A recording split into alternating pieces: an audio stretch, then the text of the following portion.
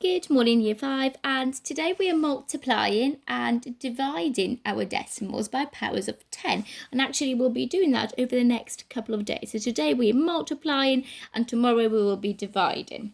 But you can refer back to this video on both days.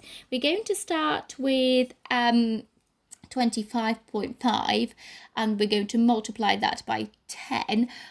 Today we're mainly multiplying and dividing by 10, 100 or 8,000, by the way, and same ideas apply every time. So let's use our place value grid to help us with that. I'm first going to place my number on the place value grid. So I know we've got 2 tens, I know I've got 4 ones, and then I've got 5 tenths, and I won't forget my decimal point here, which is going to always remain over here, though our digits are going to shift.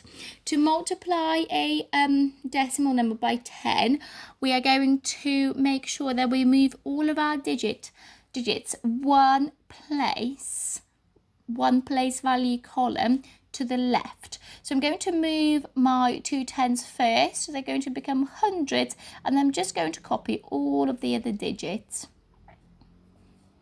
And our decimal place still stays over here.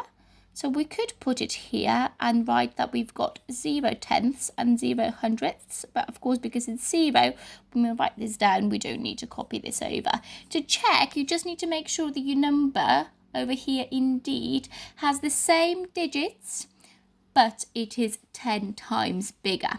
So we are now going to make the same number 100 times bigger. Remember, when we multiply, our number will get bigger. So I'm going to copy the number again where it belongs, and this time I'm going to shift my digits 2 place value columns to the left again, because our number is still getting bigger.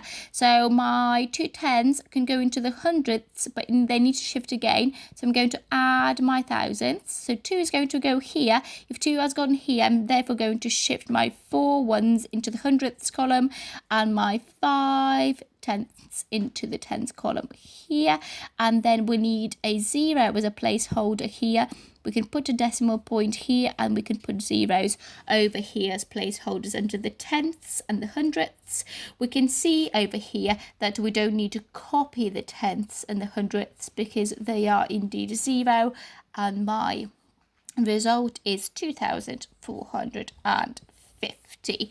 Now the same idea applies. We can use the same method to divide by 100, but when we divide, our number is going to get smaller, so therefore we're going to shift all of our digits 2 places or 2 columns to the right, because our number is going to be getting smaller, because when we're dividing, our number will get smaller.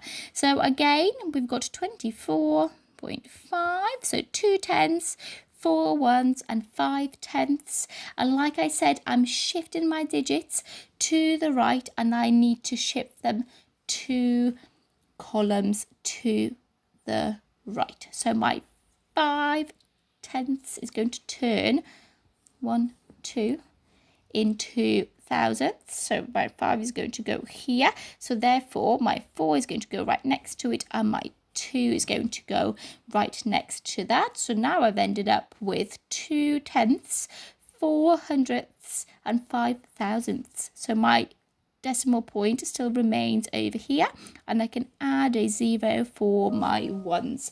So therefore my number, as you can tell, is 245, and I can see quite clearly how my number here is 100 times smaller than my original number which I was dividing.